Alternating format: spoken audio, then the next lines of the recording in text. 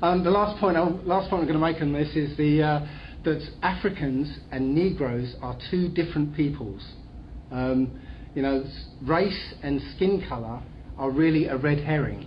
Okay, it's a kind of divisive lie that has been put about, and I'm going to go into this a bit more in detail. To separate people by perceived race is a distraction.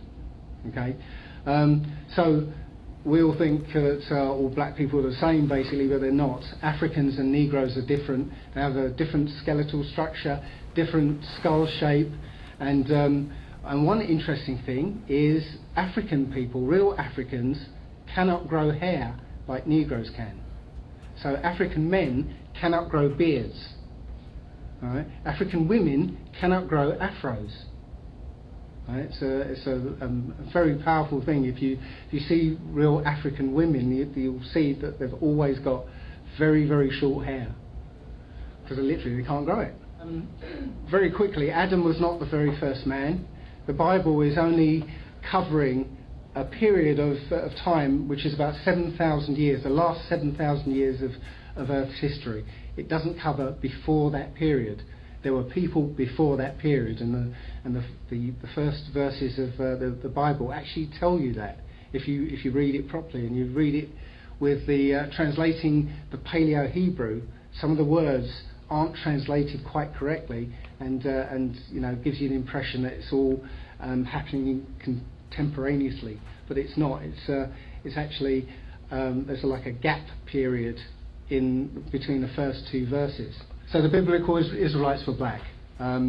It says that Ham, this is according to the Zondervan Bible Dictionary, Ham was the progenitor of the dark races, not the Negroes. They're separate people.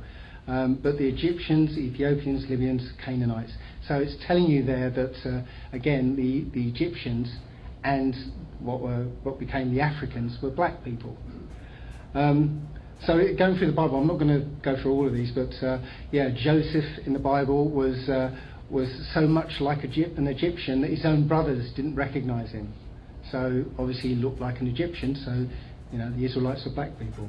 Moses was also an Israelite, but he was raised under the nose of Pharaoh, so he'd kind of stand out if he was a white guy. And he was also mistaken as an Egyptian by the daughters of the priest of Midian. And also Moses' sister, Miriam, was turned white as a punishment. So there's a lot more biblical references that tell you that the Israelites were actually black people, but you can go through it in the Bible.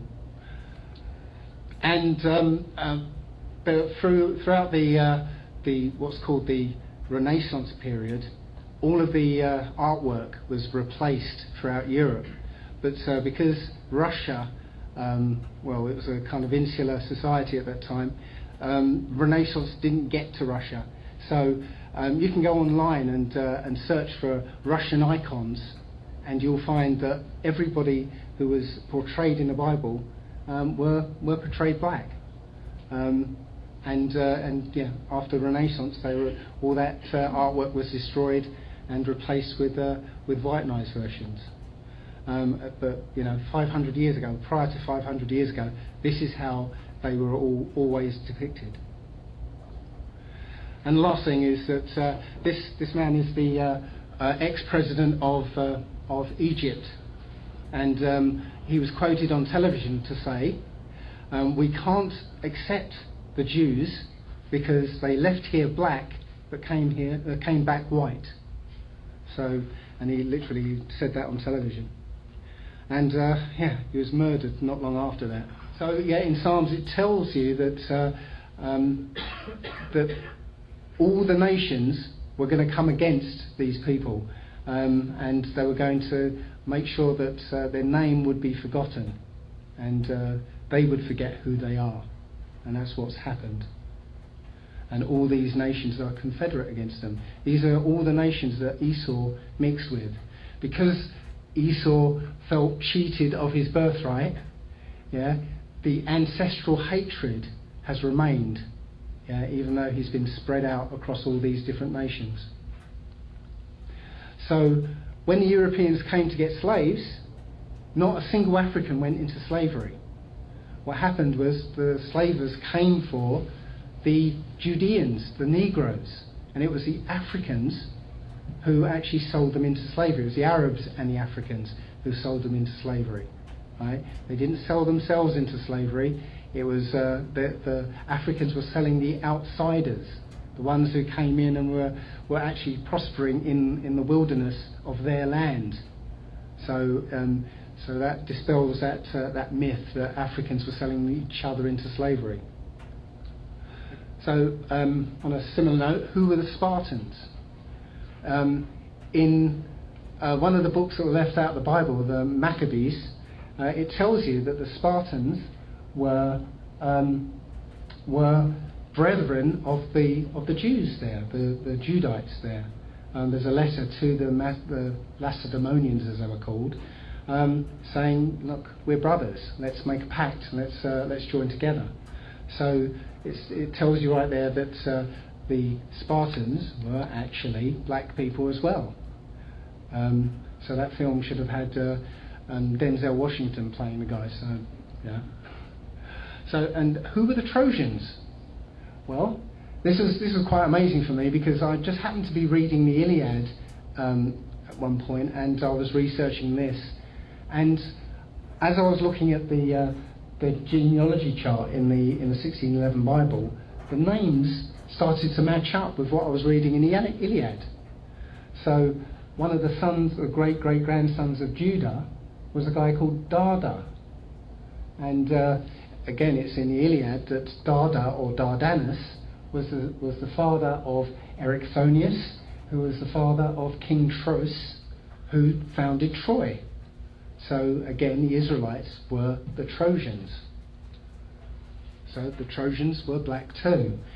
Slaves also came from Europe, and this is the evidence of it. Obviously, evidence of this kind is kind of scant. You can't find very much around, but every now and again you find some bit of writing that gives you clues. This is from Benjamin Franklin, 1751, and he says, "Why should Pennsylvania, founded by the English, become a colony of aliens who will shortly be so numerous as to Germanize us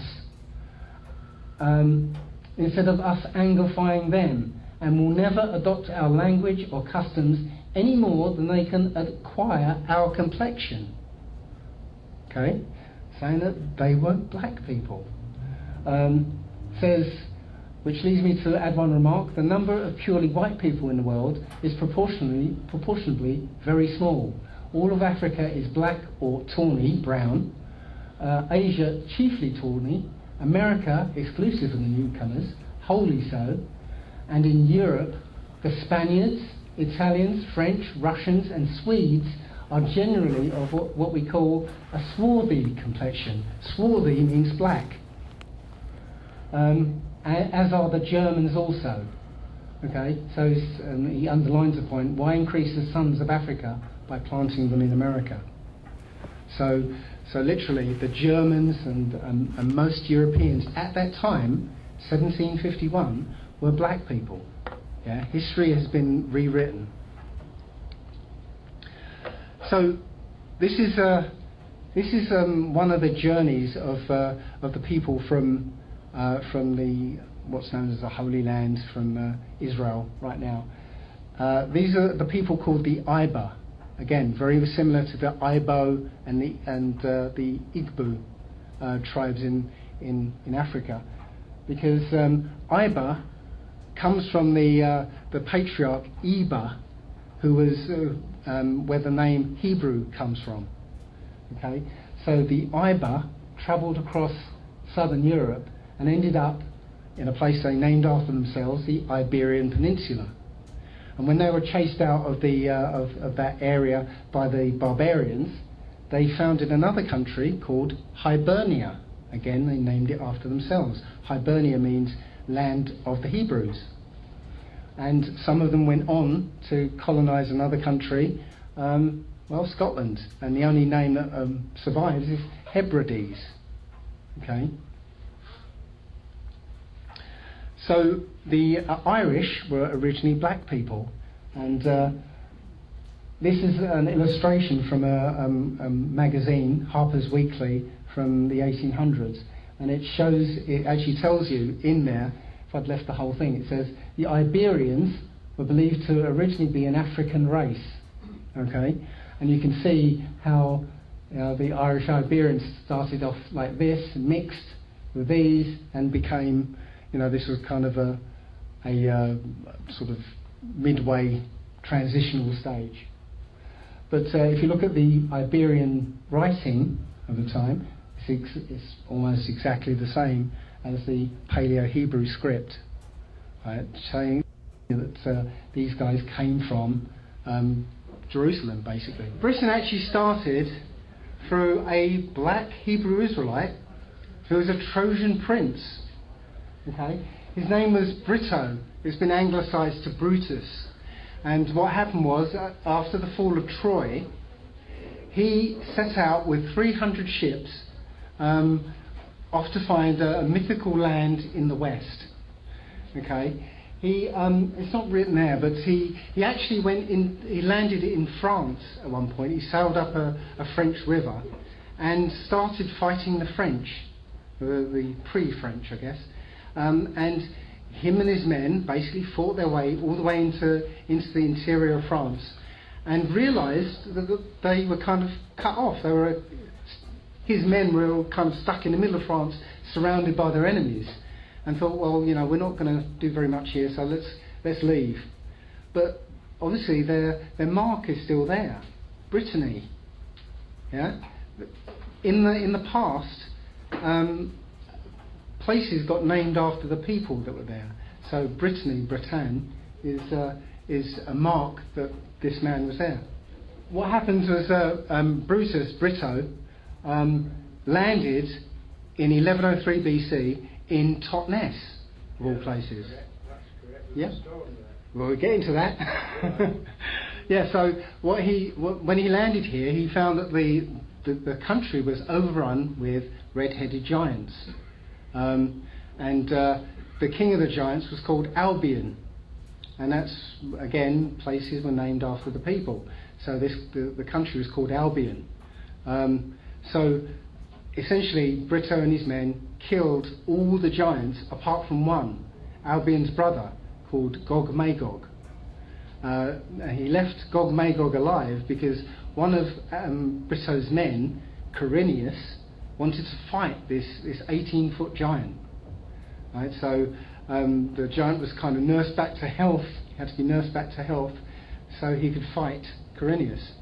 And this epic battle occurred on Plymouth Hoe. And what happened was Quirinius ended up throwing Gog-Magog over the cliff onto the rocks. And the place was called Lam Go Mago, which means Giant's Leap. Okay, but now it's called Plymouth Hoe. So Britannia was named after Brito or Brutus. Brito in Hebrew is basically something like holder of the covenant. Okay, Britannia means land of the covenant. This is the covenant between Abraham and the Most High. Okay, the Creator, specified in the Bible. When Brutus founded his capital city, he called it Troyanova, New Troy. Okay, there's a tribe near London called Trinovantes, which is telling you that these people lived near New Troy. And the Romans renamed it Londinium. So Brutus was part of the royal family. He descended from Judah. He's part of the real royal family. The real royal family is descendant of King David. So he was a direct descendant of King David, part of the Zara side of the family. Not Pharaohs. Sorry? Not Pharaohs, no. Pharaohs was the one that got the inheritance. Yeah, but still, Zara was part of the royal bloodline. Ah, but he was born second. I know, but yeah, but The royal line. He's still part of the royal line of Judah, but Phares had the birthright. Yeah, but you'll see what happens is they connect together in the end, in the bloodline. So yeah, the proof of this is in 4th Street in Totnes. You can go right in the street. There's the Brutus stone, which is where he's said to have set foot in Totnes. Also in London, the Church of St Swithin, there's a stone which Brutus brought from Troy, and again you can go to that church and see it. And I already mentioned about the Trinovantes. Also, this is a tapestry showing the epic battle between Quirinius and the red-haired giant at Plymouth Hoe. So Quirinius, after his epic battle, he was given Cornwall, and that's Cornwall was actually named after Quirinius. And yeah, there were up until I think it was 1486. There were chalk drawings of 2 giants, or 1 giant and a smaller man. This was commemorating Quirinius and Gog Magog. And right here, there's a news story saying that they want to recreate the chalk drawings on Plymouth Hoe. So, and also in the Lord Mayor's parade in London, they parade 2 giants, Gog and Magog. This is corruption of Gog, Magog and Quirinius. So, as I said, Britain, or British, means land of the covenant. It's a Hebrew word. And as I said, it's a covenant between the Hebrews and the Creator. So, are we keeping the covenant? Just a quick word about the Anglo-Saxons. The word Saxon actually means sons of Isaac. Okay, the Anglo-Saxons means the angelic sons of Isaac. The angelic sons, and there's been some confusion about this, the angelic sons are the ones that exhibited the fallen angel seed. So the original Saxons were dark-skinned, and the Anglo-Saxons were lighter-skinned. And I didn't actually mention this when I was talking about Greece, but this is the modus operandi of this bloodline. Okay, what they would do is, when there was a population they wanted to conquer, they would infiltrate this population. They would sort of arrive in few numbers, and then some more and a few more, until they had enough power, and they would take over that population, become those people, and rewrite history so you don't know about those people. Okay? And the same thing happened in Germany, Saxony. There was the original Saxons, and then this bloodline came in, took over, and they became the Anglo-Saxons. So it kind of brings us to King James the 6th and the 1st. He was a black man. Okay. Now you can go to the National Portrait Gallery and you'll see a white guy looking back at you, but those portraits were basically repainted. Okay. What couldn't be painted over were engravings. And in the 1611 Bible, there's an engraving of a black man. He was actually, again, an Israelite of the royal house of Judah, descended from the Phares line. Okay, that came in through France. Sorry, yeah, got that, told you. Yeah, so he was the one who had the Bible translated as faithfully as possible at the time, because it says in the foreword actually that there were people, and he meant the Roman Catholic Church, who wanted to destroy the word of the Most High, and he didn't want that to happen, so that's why he had the Bible translated. He sat on the thrones of England, Scotland, Ireland, and France actually. and he unified them into one kingdom. And I said, there's the bogus painting of James. He's been smeared with allegations of homosexuality and sleeping with his mother, but they're all baseless claims. Because how can you be homosexual and have 9 children with your wife? You have to have an awful lot of sex to get 9 children, I think. So yeah, more pictures, engravings of him. And there's an engraving of James and his wife Anne of Denmark with a afro. Yeah. So he reunited the tribes of Israel in England. Right? The Union Jack means the reunification of Jacob. Okay, that's why under the throne, the coronation throne, is the stone of Scone, which is the stone of destiny, the stone of Jacob, the stone that Jacob rested his head on when he wrestled with an wrestled with an angel. Same thing, really. So yeah, that's why that stone is there, because this country is the New Jerusalem. You know, I probably wondered why that song Jerusalem comes from. Guy Fawkes was actually an agent of the Roman Catholic Church, and he wasn't about trying to get rid of Parliament. He was trying to assassinate James. Yeah, because the Roman Catholic Church wanted to stop the Bible being translated.